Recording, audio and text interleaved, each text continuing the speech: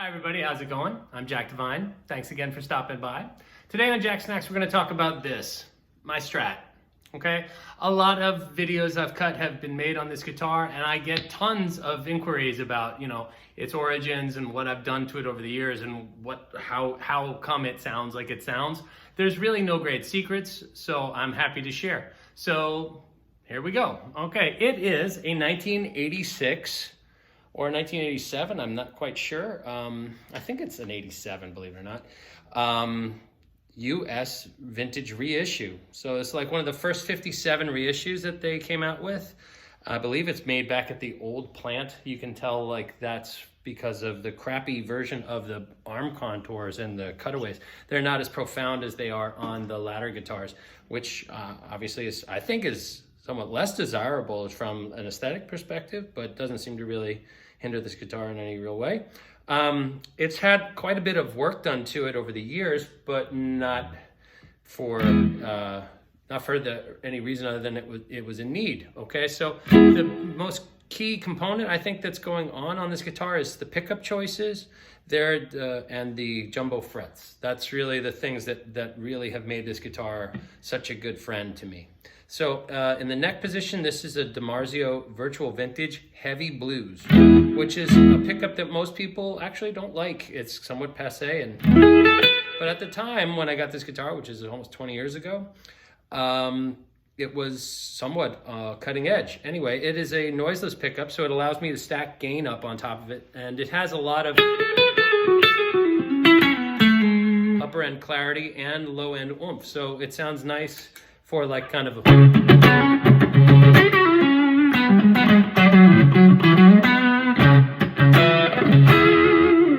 of that dirty sound there, and it also sounds lovely, very warm for me, clean. Okay, and then we've got here, this is this pickup that I do all the Grateful Dead stuff on. This is just DiMarzio Virtual Vintage Blues, not heavy blues like the neck, blues. And this pickup is set up with no tone control on it. So that means it leaves the guitar with less resistance through any of the junk, and consequently is brighter and a little hotter. So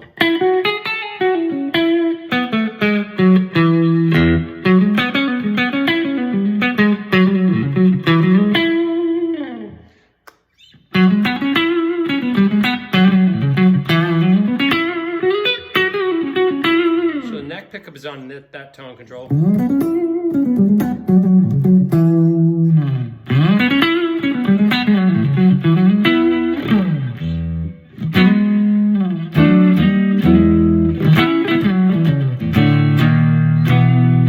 Okay, meanwhile the middle, no tone control.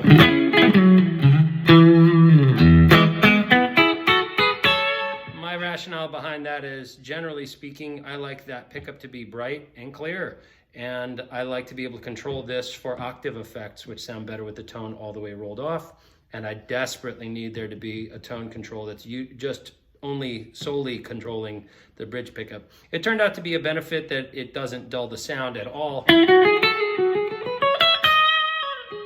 for the Garcia stuff, which at the time of my decision to do the wiring choices was absolutely not chief among. I had no idea that it was going to benefit anything or work so well in the Grateful Dead context that you see me using this guitar quite a bit. Bridge pickup is a discontinued model. Again, virtual vintage, called the Solo. Now they make it and it's called the Virtual Solo. I believe it is virtually identical with maybe one or two little tweaks. It is quite a departure from your typical Strat bridge pickup. Sounds more like a P90 to me. But what's great about it is it allows you to roll down quite a bit and sound nice and thick. Okay, so now I can balance the treble content of the bridge pickup with the neck pickup. So if I'm going back and forth with high gain, which basically those are the only two pickups I use when I have a lot of distortion on, I'm afforded the ability of a bright, clean, not tubby sounding neck pickup while maintaining as much. I can bring in as much clarity as I want out of the bridge vis-a-vis via this tone control, okay? So now the in-between sounds are a little suspect on this guitar. They're not really my favorite sounds, you know. So that's the bridge, that's the middle and the neck. I've never really been that big a fan of that sound in the first place, let alone on this guitar. And then this sound right here, if I'm playing with my bridge pickup set where I like it in terms of tone controls, it's a little dark for my tastes. It sounds better once I wind it all the way up. See that? So what I'd really love to do is figure out a way that when I'm in that position, this tone control is bypassed, but I haven't really taken it upon myself to get too geeky with my tech about it. But Matt, I'm coming. Because that sounds nice, even with a little gain on it. You know, you put a little...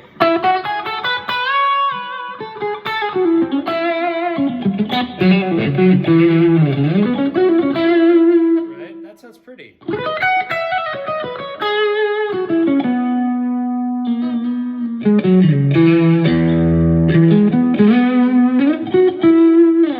Okay, so that's that. So that's what's happening with the pickups. 6100s, just jumbo frets. They've been through a couple of series of GMP, and when I got the guitar, I immediately had it refretted because it had the stock worn down frets. Many ask about the fret, wear here, with the exception of I believe this little fret right here where the fret wear comes up. Everything on here is me. This fret, the wood was actually a little high, and my tech had to shave it down with a razor blade a little bit so that this fret wouldn't choke out and damage the ability, well, not damage, but prevent the guitar from being set up in an ideal capacity. So over the years, my real wear has caught up with that little bit of, and at this point, I don't know what it actually, it's this fret right here. I don't know what it actually started out looking like, but right now, obviously it's blended in. Most of the lacquer has been played off the cowboy chords area here. Very smooth and, you know, yummy play wear back there. This guitar feels like no other guitar. It does not have a fat neck though. A lot of people attribute fat necks to fat tone. I am not one of those people. I think you should play what you feel comfy on.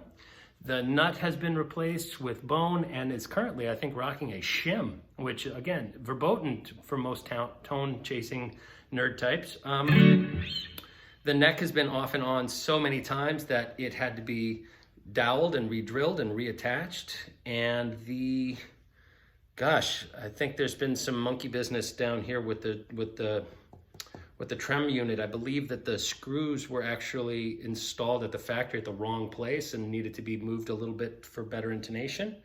I'd set the guitar up with I spoke too soon. 3 springs, I guess. 3 springs, set pretty hard though. Okay, so my tremolo doesn't move when I bend. Right? So I can bend into chords without the whole tremolo heaving forward and ruining all my little country dipsy doodle stuff that I love to do. I believe this is, when I got the guitar, it had the round one on it, but whatever, who cares about that? And the tuning machines have been replaced because one of them had a post that stuck up, you know, a million, I don't know, it was like a mismatched thing. So there's that. And that pretty much, and then obviously there's a lot of just damage and paint flaking off of the thing. This isn't me being irresponsible with the guitar. This was a lot of the paint would start to delaminate and come off in big chunks. Now granted, it comes off in big chunks, most obviously where there is incidental bumps and grinds. But the finish obviously didn't flake off it flaked off in these big chunks here. And over time, those edges have gotten smoothed by my hand coming up. If it's my understanding that this is an Alder guitar, and it's definitely 3 pieces, you can see 1, 2, 3, there's like seams running down the back of the guitar. And wow, it's definitely a trip. So here's some sounds that it makes. If we're on my general default Garcia setup clean sound. So here's, you know, where I am with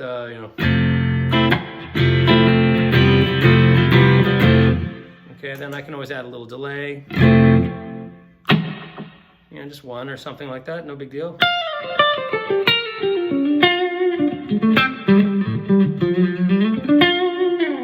And then for the breakup tones, like when the amp is a little wound up, I have a tube screamer from the Kemper dialed in.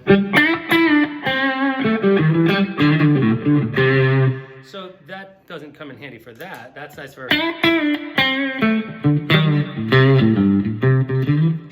doing that. But once I come up here,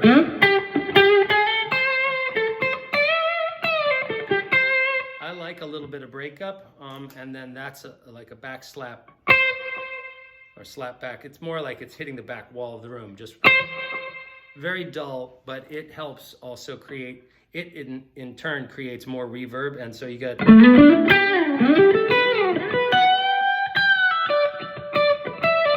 right?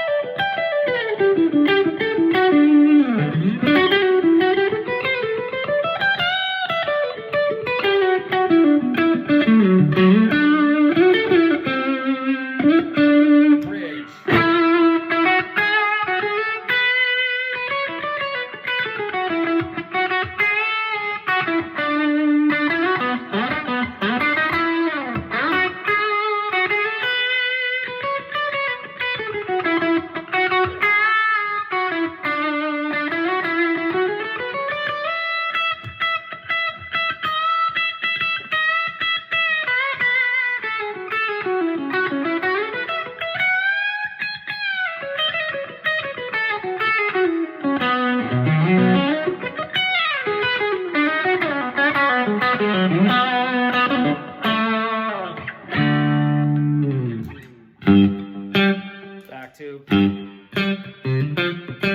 to the middle, and there, that's pretty much, all I do. There's one or two songs where I'm using, this kind of spunky sound.